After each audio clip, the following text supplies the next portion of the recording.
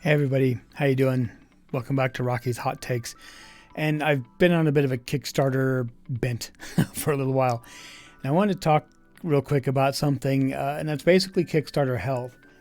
Now, we all kind of suspected that with the COVID thing happening, and this is still being recorded in August 2020, we all kind of expected or suspected that games and things would do all right. You know, we knew that there's going to be a change. We knew that people were staying home. We knew there was more to it than that.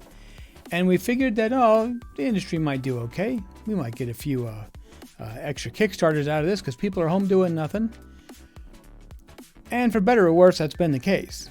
The market has picked up considerably. There's setting records all over the place. And I want to kind of look at some stats and some 2019 stats and things. And ICO Partners, they do a report every year on this. And I'm going to put a link down in the show notes to their 2019 report that you can have a look at yourself. But if we look at stats today for Kickstarter, so far, Kickstarter has raised $5.21 billion of funding in projects. That's huge. That's a really huge number. The leading category is games. Now that does combine video and tabletop games, but that is the leading category in Kickstarter with $1.36 billion of people pledging to various campaigns. That's pretty cool. That's all right. Number 2 in that category is design, various design projects at $1.18 billion, and then technology at $972 million. Which is interesting. You'd think, Kickstarter would start off with tech and everything. But some other stats that to this point, the average success rate of a campaign is 37.92%. 38% is the average success rate for campaigns. That's not great. I mean, that's, less than 40% of them are actually succeeding. Now, why? Is it lack of marketing? Is it that they're just crazy projects and people don't really want to invest in them? I wonder what's causing that. Down in the comments, let me know what you think. What do you think is causing almost 60% of Kickstarter projects to fail? Now, games, both video and tabletop, happens to be 41.34% success rate, just above average, which is interesting to me. And if you look at the stats, total campaigns, total funded, total money raised, all the different stats that Kickstarter has on their stats page, dance projects are the bottom in everything. They are the least funded, except for one category, percentage of success. They're actually number 1 with 61.63%. So even though they haven't raised much money, there aren't very many successful campaigns in general, and they're pretty much the bottom in every other category. The ones that do go up on Kickstarter have the best success rate. Over half of them fund. Now, I suppose if there was, 5 campaigns and 3 funded and 2 didn't, that's a pretty good success rate. But we have to look at that and see what that's about. I just thought that was an interesting kind of stat, interesting thing to look at. Most of the growth in Kickstarter and in its progress is actually in tabletop gaming. That is the largest growth segment. We're up $11 million year on year, raised by successful projects. 2,712 projects have been funded. Now that's up from 2,336. Okay, these are 2019 stats, by the way. 67% of all tabletop projects managed to reach their goal. So if we look at the higher order categories, games, which includes both video and tabletop, and we use those higher order categories, dance is at 61.63% success rate. But if we break games down, tabletop games have a 67% success rate on Kickstarter. That's not bad. Almost 70%. So you do the right things, you're probably going to get funded. In 2019, from the ICO project stats, there were 4,044 projects in the tabletop category. 2,712 were funded and 1,332, which is almost elite, were not funded. 68 of those projects went over $500,000.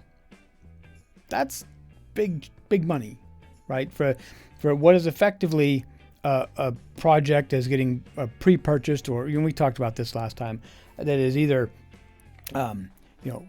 pre-ordered or whatever. $500K is pretty big money.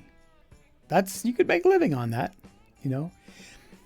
Those 68 projects, though, make up 48% of all the funds in the tabletop category. Almost half. So out of 2,712 funded projects, 68 of them account for half of the money raised in tabletop in 2019 on Kickstarter.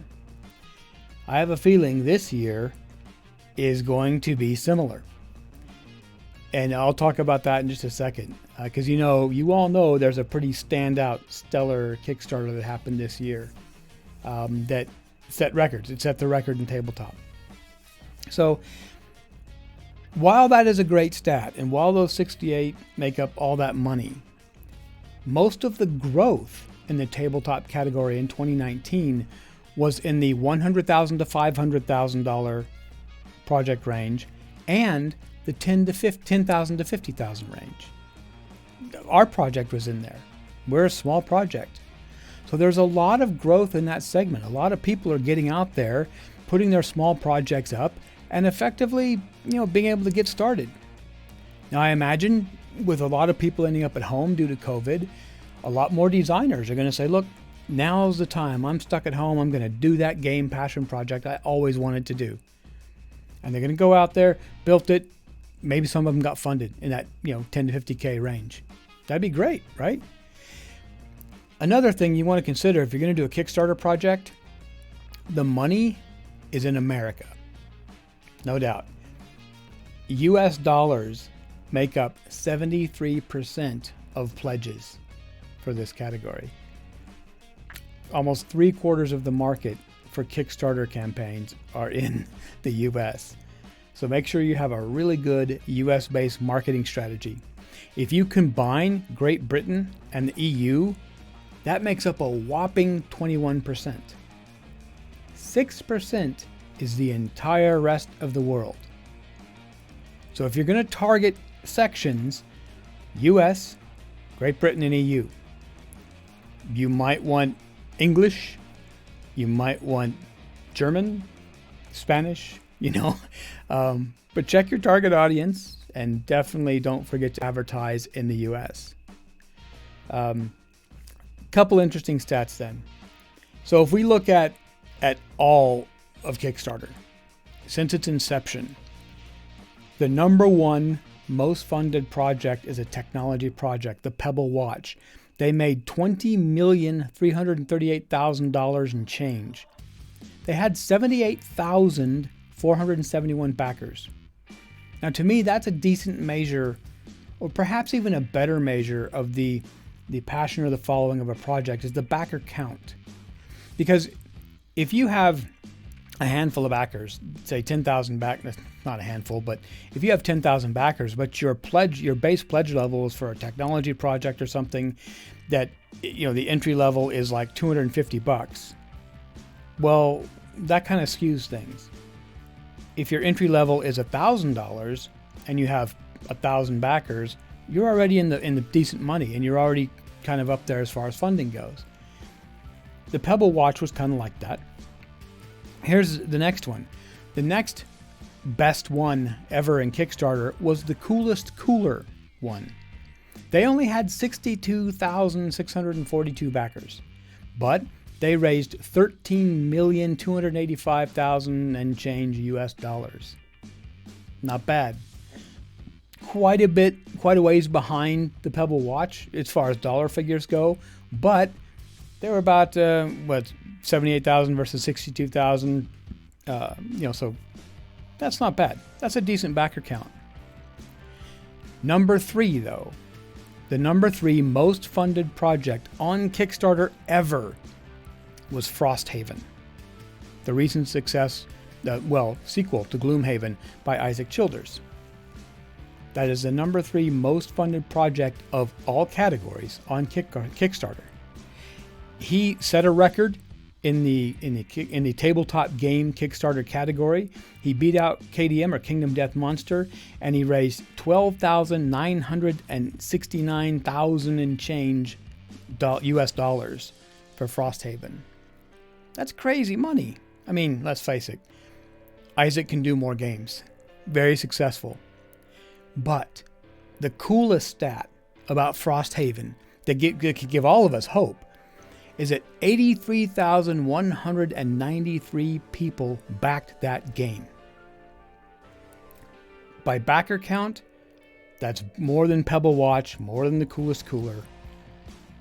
So there is a market out there.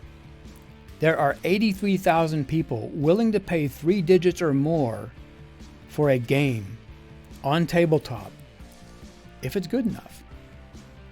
If you can do that, if you can really polish the product, get it solid, market it well, doesn't hurt having a stepping stone like Gloomhaven to launch off of. It's there. The people are out there. They want your games. Give that some thought. I mean, let me know what you think in the comments. It's encouraging to me to see that, because the games I've made so far, I don't have that target audience. They've been niche games. They funded. It was great. But there is an audience out there. Fear not. So have fun, enjoy yourselves, and as always, make awesome things.